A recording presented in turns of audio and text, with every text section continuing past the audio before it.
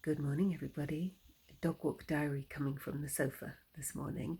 And I wanted to just talk to you a little about shame. We talked compassion last time, and Christopher Gurma says it's impossible to feel self-compassion and shame at the same time, like two sides of the same coin.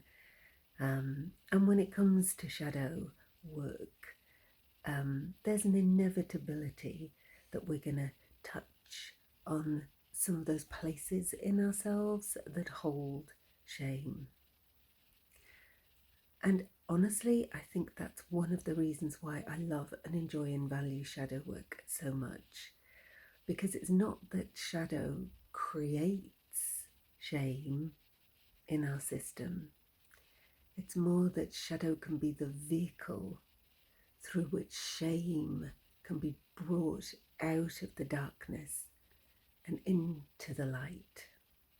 And shame doesn't last long in the light. It metabolizes, it's digestible, it's right-sized, and eventually it can dissipate when we bring it into the light. So we could say that we offer deep gratitude to the shadow for bringing shame to our attention. Because it's a really interesting thing about shame. We often aren't aware that it's in the mix. It's something of a protective strategy that we have, that even when talking to ourselves about ourselves, we might stick at the level of more socially acceptable feelings. I'm really frustrated with, I feel really hurt by, I'm really angry about. And we can kind of stay at that level